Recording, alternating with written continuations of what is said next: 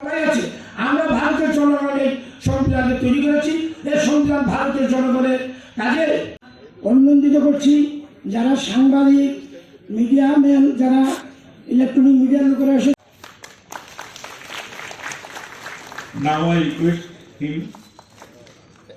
করার জন্য সারা ভারতবর্ষের মানুষের সাথে ত্রিপুরার মানুষের আমাদের দায়িত্ব আছে। আমরা আইনের আমরা মানুষের কাছে আমাদের বক্তব্য ধরতে পারবো, এই কটি কথা বলে আপনাদের। তারপর সারা ভারতবর্ষে বিভিন্ন জায়গায় বিভিন্ন সময়ে বিভিন্ন ত্রিপুরা রাজ্য আপনারা দেখেছেন নির্বাচনগুলি কিভাবে প্রহসনে পরিণত হয়েছে। নির্বাচন কমিশনার নির্বাচনের গণতান্ত্রিক প্রক্রিয়াকে নষ্ট করেছে। শুধু একটা উদাহরণ দিলাম, অজস্র উদাহরণ। Of election bond introduced by the present regime with a particular special and in India. You can contribute. You means not you and me. It is the corporate. এই সংস্থাগুলি তাদের স্বাধীন কাজ করতে পারছে না। শুধু একটা উদাহরণ আমি দেবো, আর অন্য জায়গায় যেমন প্রস্তাব খারাপ কিছু নেই, কিন্তু বর্তমান সরকার সুপ্রিম কোর্টে সেই আদেশকে বাতিল করে তারা প্রধান আমরা আয়োজন করি।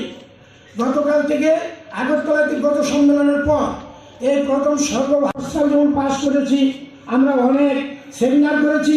কারণ হচ্ছে এই সেমিনারের মাধ্যমে আমরা ভগৎ সিং নিবাসে আমরা শেষ করেছি, সেখানে আমরা বিভিন্ন প্রস্তাব নিয়েছি। আমরা একটা সেই কমিশন হবে, কমিশনাররা নির্বাচিত হবে, তাদের কাছ থেকে ইচ্ছা করলো আমরা আমাদের শরৎ সদনে আমাদের সারা ভারত আইনজীবী ইউনিয়নের চতুর্দশ সর্বভারতীয় সম্মেলনের সাংসদ এবং আমাদের সংগঠনের সর্বভারতীয় সভাপতি বিকাশ চন্দ্র ভট্টাচার্য রয়েছেন। সিনিয়র দিয়েছিলেন যে নির্বাচন কমিশন নিয়োগের ব্যাপারে ভারতের প্রধানমন্ত্রী, বিরোধী দল নেতা এবং সুপ্রিম, যেটা আমাদের ভারতবর্ষের সংবিধানের যে চতুর্থ পর্ব যেটা আছে, সেখানে বলা হয়েছিল যে প্রত্যেকটা মানুষের জন্য কর্মসংস্থানের সুযোগের ব্যবস্থা রাষ্ট্রের একটি প্রধান কর্তব্যের মধ্যে পড়ে। এইসব অস্বস্তিকর প্রশ্ন করতে হবে তো কারা করবে প্রশ্নটাকে? এক, বিকাশ দ্বারা করবে সংসদের মধ্যে দাঁড়িয়ে। দুই, নাগরিক হিসাবে আমরা করব। আমাদের খবরের কাগজে, আমাদের পথে ঘাটে দাঁড়িয়ে বলবো যে আমাদের বেকাররা কেন কাজ পাচ্ছে না, আমাদের কেন সোশ্যাল সিকিউরিটি বা সামাজিক নিশ্চয়তার বিষয়গুলোকে নিশ্চয় করছে না, গভর্নমেন্টগুলোকে ভেঙে চুরে দিচ্ছে। স্বাধীনতার পর এই 70 বছর ধরে জনগণের টাকায় যে পাবলিক বা সরকারি ক্ষেত্রগুলো তৈরি হয়েছে, সেগুলোকে কেন এই প্রক্রিয়ায় বিক্রি করে দেওয়া হচ্ছে? আমরা প্রশ্ন করতে পারবো না। কেন? যারা প্রশ্ন করেছেন তাদের অভিজ্ঞতা আপনারা সবাই দেখেছেন। কারোর জন্য প্রযোজিত হয়েছে আনলফুল প্রিভেনশন অ্যাক্ট 1967, তার 15 নম্বর ধারাটিকে সাম্প্রতিককালে 2016 সালে তার সংশোধন করা হয়েছে। সেখানে বলা হচ্ছে যিনি এই ধরনের প্রশ্ন করবেন, শুধু তাই নয়, যিনি প্রতিবাদ করবেন তার সঙ্গে যদি আপনার কোনো সম্পর্ক পাওয়া যায়, ধরুন একজন যুবক সেখানে রাস্তায় দাঁড়িয়ে বক্তৃতা করলো, দেখা গেল তার সঙ্গে আপনার একটা বন্ধুত্ব আছে, আপনি প্রায়শই যান, তাকে ধরে নেওয়া হবে, আপনি তাকে পৃষ্ঠপোষকতা করছেন, তাকে ওই আইনে ঢোকানো যাবে। ভারতবর্ষে জরুরি অবস্থা ছিল, আমরা জরুরি অবস্থায় দেখেছি সারা ভারতবর্ষের মানুষ এই জরুরি অবস্থাকে প্রত্যাখ্যান করেছে, তার নির্যাতনগুলিকে করেছে। কিন্তু আজকে এমন একটা অবস্থা চলছে, মানুষ নিশ্চিত নয় কখন এসে পুলিশ তার দরজায় টোকা দেবে। যখন ডোনাল্ড ট্রাম্প দ্বিতীয় রাষ্ট্রপতি হিসাবে দাঁড়ানোর চেষ্টা করছে দ্বিতীয়বার, তখন ওই প্রচারের মাঝখানে আমি কিছুদিন ওয়াশিংটনে ছিলাম। তখন সেখানকার নিউ ইয়র্ক টাইমের একজন বিখ্যাত সাংবাদিক একটা বই লেখেন, বইটার নাম ছিল ফিয়ার। সে দেখিয়েছে যে যারাই ডোনাল্ড ট্রাম্পের নীতিগুলোকে অস্বীকার করছে, তার বিরুদ্ধে দাঁড়ানোর চেষ্টা করেছে। ভেতরে সরকারের ভেতরে যে অফিসাররা আছে তাদের প্রত্যেকের বিরুদ্ধে একটা ভয় দেখানোর একটা অভিযান চলছে। এমনকি সাংবাদিক লিখছেন, যখন আমি কিছু কিছু অধ্যায় বইয়ে প্রকাশ করেছি, সংবাদ বইটি প্রকাশ হওয়ার আগে আমাকে ভয় দেখানোর চেষ্টা হয়েছে। একইভাবে একনায়করা এইভাবে কাজ করে। কিন্তু সমস্যাটা কোথায় জানেন তো? আমাদের দেশে সমস্যাটা হচ্ছে সে দেশের সংবাদপত্র এখনো কথা বলে, এখনো ফিয়ার নিয়ে বই লেখে। আমাদের মধ্যেও আছে, খুব সাহসী সাংবাদিকরা আছে।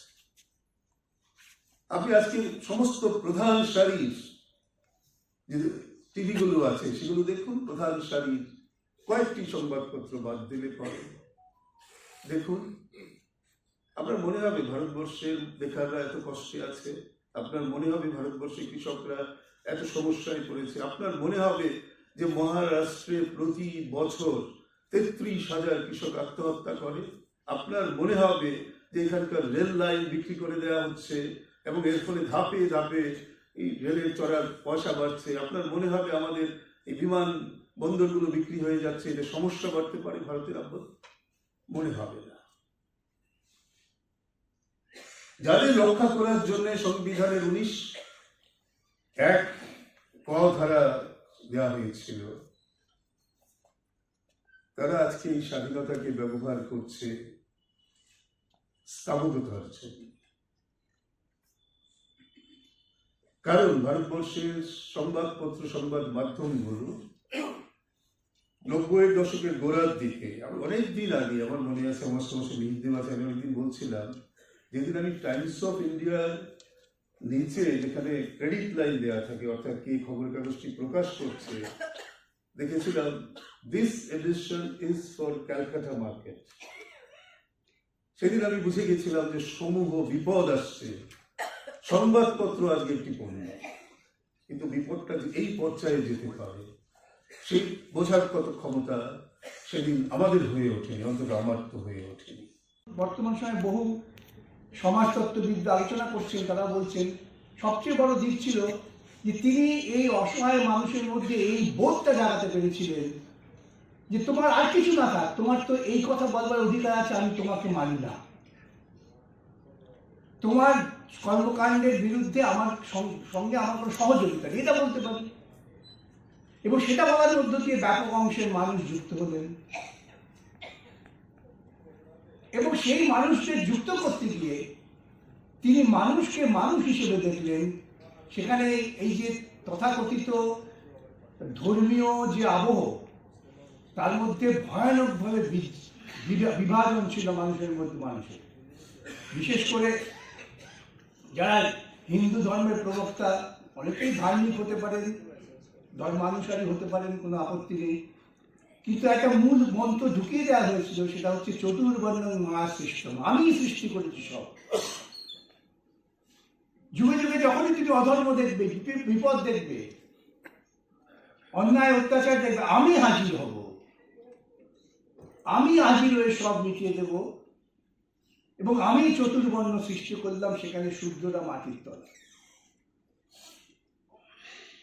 এবং যারা ব্রহ্মার মুখ থেকে জন্ম নিলেন, কার মুখ থেকে জন্ম নিয়েছে এই প্রশ্ন আপনি যদি করেন, এই প্রশ্ন আমি রোজিকে বলে আমাকে রোজি কিছু লোক গাল দেয়, কি করে মুখ থেকে জন্ম হয়? তাহলে মানুষের মধ্যে বিভাজন করবার একটা পরিকল্পনা কিন্তু আপনার ধর্মীয় বিশ্বাসের মধ্য দিয়ে ধীরে ধীরে ঢুকিয়ে দেওয়া হলো এবং সেটা আমরা মেনে নিতে শুরু করলাম। মহাত্মা গান্ধী এসে বললেন যে ইংরেজের বিরুদ্ধে লড়াই করতে গেলে তোমাকে সবাইকে এক জায়গায় হতে হবে। সেদিন দেখবেন নাথুরাম গডসে যখন মহাত্মা গান্ধীকে খুন করলেন, তিনি তার আত্মকথায় কি বলেছিলেন, অত্যন্ত গুরুত্বপূর্ণ, যেটা আমাদের সকলে এখন নিশ্চয়ই জানা উচিত, জানার চেষ্টা করব। তিনি বলছেন যে আমি মহাত্মা গান্ধীকে খুন করে অত্যন্ত গর্বিত। কেন গর্বিত? কেন মহাত্মা গান্ধীকে খুন করলাম? মহাত্মা গান্ধী হিন্দু, গোড়া হিন্দু। আজকে যারা হিন্দুত্বের ধ্বজা দিয়ে কথা বলছেন, তাদের থেকে বড় হিন্দু ছিলেন মহাত্মা গান্ধী। ঘুম থেকে উঠে রাম নাম জপ করতেন। কিন্তু সেটা ছিল ব্যক্তিগত বিশ্বাস, তার ব্যক্তিগত আচরণ। তিনি তার ব্যক্তিগত আচরণকে কখনোই সামাজিক আচরণে পরিণত করতে চাননি। তার সমাজটা অনেক বড়। তাই নাথুরাম গডসে বলছেন তিনি চিৎপাবন ব্রাহ্মণ, মহারাষ্ট্রের উচ্চবর্ণের ব্রাহ্মণ। যে মহাত্মা গান্ধীকে আমি খুন করলাম এই জন্য যে মহাত্মা গান্ধী অন্তর্জোরে যাদের আমরা ঘৃণা করি, যাদের আমরা মানুষ বলে মনে করি না, সেই অন্তর্জোরেও তিনি আমাদের সমসাময়িক সমগোত্রীয় করে তুলছিলেন। এটাই সবচেয়ে বড় অপরাধ ছিল মহাত্মা গান্ধী। মুসলমান প্রীতি সেতু দ্বিতীয় স্তরে। প্রথম স্তরে তিনি বলছেন আমার এই উচ্চ ব্রাহ্মণ্যবাদের যে গৌরব, সেই গৌরবকে তিনি নষ্ট করছেন। তিনি হচ্ছেন মোহনদাস করমচাঁদ গান্ধী। তাই তাকে আমি খুন করেছি, আমি আরো লজ্জিত নই। এবং তিনি আরএসএস নামে যে সংগঠন, যে সংগঠনটা মূলত হিন্দু ব্রাহ্মণ্যবাদের মুখপাত্র, তাদের দলের লোক ছিলেন এবং তিনি কুণ্ঠাবোধ করেননি। এই দলটা ভারতবর্ষের স্বাধীনতা সংগ্রামে বিরোধিতা করেছে, কোনো অংশগ্রহণ করেনি।